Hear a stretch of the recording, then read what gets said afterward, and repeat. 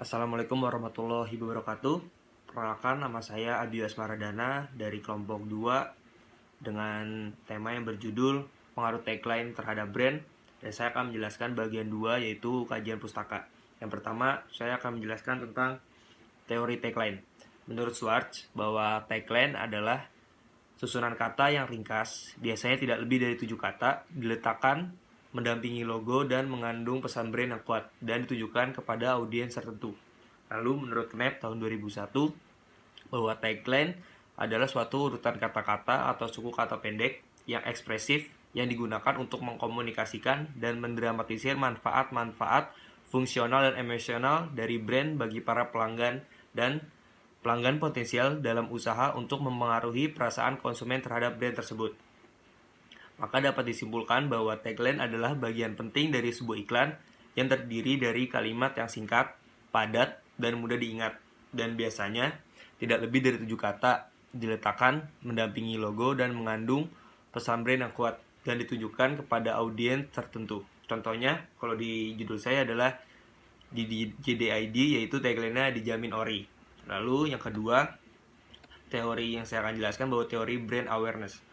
Kalau menurut Durianto, bahwa brand awareness itu adalah mendefinisikan kesadaran merek atau kesanggupan seorang calon pembeli untuk mengenali, mengingat kembali suatu merek sebagai bagian dari suatu kategori produk tertentu. Maka dapat disimpulkan bahwa brand awareness adalah kesanggupan seorang pembeli untuk mengenali, mengingat kembali suatu merek dari suatu kategori tertentu. Contohnya, jika kita mendengar kata dijamin ori atau melihat tagline dijamin ori, maka kita tahu bahwa itu adalah suatu tagline dari JDID, ya kan?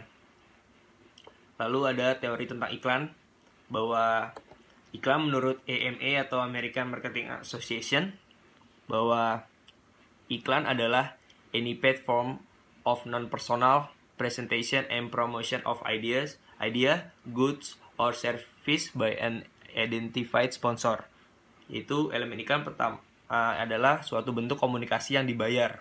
Ya, walaupun ada beberapa iklan yang menggunakan donasi ruang dan waktu, salah satunya yaitu iklan layanan masyarakat. Iklan disampaikan melalui media massa untuk menjangkau seluasnya pemirsa potensial untuk menjadi konsumen.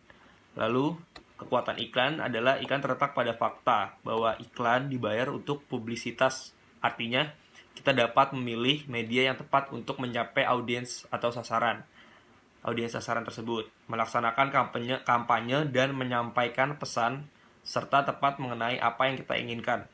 Karena iklan merupakan komponen utama yang digunakan dalam teknik marketing produsen dalam mempublikasikan pemasarannya.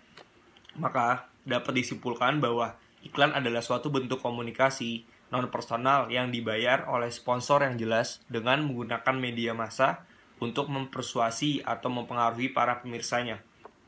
Lalu ada juga teori brand ambassador, bahwa brand ambassador adalah ikon budaya atau identitas, di mana mereka bertindak sebagai alat pemasaran yang mewakili pencapaian individualisme, kejayaan masyarakat, serta komodifikasi dan komersialisasi suatu produk. Penunjukan brand ambassador itu biasanya diwakili oleh sosok selebriti yang menjadi panutan atau idola dari masyarakat luas. Karena penggunaan selebriti kerap mempresentasikan produk secara keseluruhan. Hal ini dikarenakan daya tarik yang dimiliki oleh selebriti serta citra positif yang dimiliki brand tersebut nantinya. Dan brand ambassador akan membantu membuat hubungan emosional yang lebih kuat antara sebuah merek perusahaan dengan konsumen, sehingga secara tidak langsung akan membangun brand image atau citra produknya itu yang berdampak terhadap keputusan pembelian maupun pemakaian produk. Maka dapat disimpulkan bahwa brand ambassador adalah ikon budaya atau identitas di mana mereka bertindak sebagai alat pemasaran yang mewakili pencapaian individualisme, kejayaan manusia, serta komodifikasi dan komersialisasi suatu produk. Contohnya, pada JDID itu ada brand ambassadornya, ada Raffi Ahmad, Laudia Cynthia Bella, Ayu Sita, dan Dimas Beck. Dan yang terakhir, bahwa pada bagian kajian pustaka ada penelitian terdahulu dari judul yang kelompok saya buat, bahwa yang pertama ada beberapa penelitian terhadap yang pengaruh tagline terhadap brand. Yang pertama itu Abiromo tahun 2014 melakukan penelitian yang berjudul pengaruh tagline dan brand ambassador terhadap brand awareness produk kartu perdana simpati. Studi kasus pada mahasiswa Fakultas Ekonomi Universitas Negeri Yogyakarta pada saat itu, yang bertujuan untuk mengetahui pengaruh tagline terhadap brand awareness dan pada brand awareness brand kartu perdana simpati. Pengaruh brand ambassador terhadap brand awareness produk kartu perdana simpati versi Agnes Monica tahun 2012 dan 2013, dan pengaruh tagline dan brand ambassador terhadap brand awareness produk kartu perdana simpati versi Agnes Monica tahun 2012 dan 2013. Hasil dari penelitiannya adalah tagline berpengaruh positif terhadap brand awareness, brand ambassador berpengaruh positif terhadap brand awareness, tagline dan brand ambassador terhadap brand awareness berpengaruh positif. Jadi besar pengaruh tagline brand ambassador terhadap brand awareness sebesar 23,8% dan sisanya sebesar 76,2% dipengaruhi oleh faktor lain di luar variabel penelitian ini.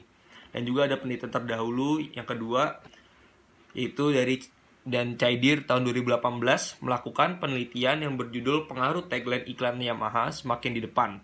Yang dimana tagline iklan Yamaha pada saat itu semakin di depan terhadap kesadaran merek pada masyarakat Kecamatan Samarinda Ulu di Kota Samarinda. Dan penelitian ini memiliki tujuan untuk mengetahui adanya pengaruh tagline iklan Yamaha, yaitu semakin di depan, terhadap kesadaran merek pada masyarakat Kecamatan Ulu di Kota Samarinda. Hasil dari penelitian ini menunjukkan terdapat pengaruh tagline iklan Yamaha semakin di depan terhadap masyarakat Kecamatan Samarinda Ulu di Kota Samarinda. Dari hasil penelitian yang telah dilakukan dengan membagikan kuesioner dengan jumlah responden sebesar 100 orang, maka dapat dikatakan bahwa tagline berpengaruh sebesar 52,6% dengan kesadaran merek masyarakat Kecamatan Samarinda Ulu di Kota Samarinda. Sisanya 47,4% berasal dari model lain. Oke, sekian presentasi dari saya di bagian 2, yaitu kajian pustaka. Kurang lebihnya mohon maaf. Wassalamualaikum warahmatullahi wabarakatuh. Bismillahirrahmanirrahim. Assalamualaikum warahmatullahi wabarakatuh.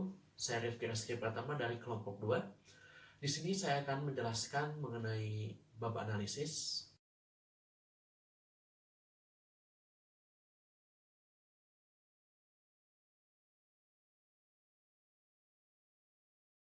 Di slide pertama yang berjudul pengaruh iklan tagline terhadap brand awareness. Pertama-tama saya akan menjelaskan apa itu iklan. Iklan merupakan salah satu rencana dari perusahaan untuk menanamkan kepada benak masyarakat atau memudahkan masyarakat untuk mengingat produk dari perusahaan tersebut. Lalu, ada pula tagline. Tagline adalah kata atau kalimat yang digunakan oleh perusahaan agar memudahkan masyarakat untuk mengingat produk yang mereka jual. Di sini saya akan mengambil contoh perusahaan JDID. Perusahaan JDID menggunakan tagline yaitu dijamin ori.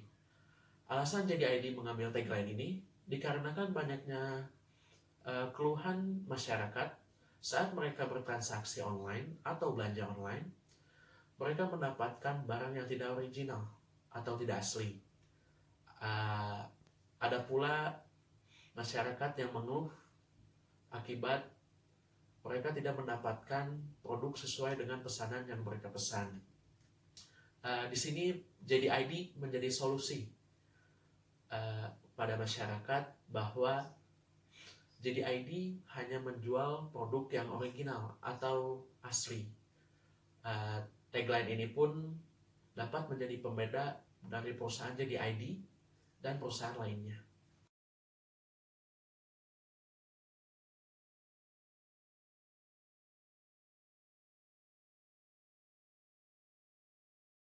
Baik, di slide kedua ini yang berjudul pengaruh brand ambassador terhadap pembentukan brand. Pertama-tama saya akan menjelaskan mengenai pengertian apa itu brand ambassador. Brand ambassador merupakan salah satu rencana lain dari perusahaan untuk mengenalkan produk yang mereka jual kepada masyarakat. Brand ambassador itu dapat berupa artis maupun selebgram yang sudah banyak dikenal oleh masyarakat. Keterkenalannya mereka itu dapat berpengaruh besar terhadap penjualan dari perusahaan tersebut. Oke, kali ini saya akan mengambil contoh perusahaan JDID yang menggunakan strategi ini. Perusahaan JDID mengambil brand ambassador dari film BBB atau Bukan Bintang Biasa, yaitu Raffi Ahmad, lalu dia Cynthia Bella, Chelsea Olivia, lalu Ayu Sinta, dan Dimas Beck. Alasan JDID mengambil brand ambassador ini yaitu karena sesuai dengan kategori dari JDID. Oke, dengan adanya brand ambassador ini sangat berpengaruh besar terhadap pembentukan dari brand JDID dan sangat berpengaruh terhadap penjualan produk dari JDID pula. Sekian dari saya. Wassalamualaikum warahmatullahi wabarakatuh. Assalamualaikum warahmatullahi wabarakatuh. Nama saya Raffi Makarim dan saya akan menjelaskan bagian penutup terisi atas dua bagian, yaitu simpulan dan saran. Untuk simpulannya, sebuah merek atau brand adalah produk atau jasa yang menambah dimensi dengan cara tertentu, mendiferensiasikan dari produk atau jasa lain yang dirancang untuk memuaskan kebutuhan yang sama. Branding adalah berbagai kegiatan komunikasi yang dilakukan oleh sebuah perusahaan dengan tujuan untuk membangun dan membesarkan sebuah brand atau merek. Merek memiliki 6 tingkat pengertian, antara lain atribut produk, manfaat, nilai budaya, kepribadian, dan pemakai. Fungsi branding adalah untuk menanamkan image dan citranya di masyarakat, bahkan konsumennya.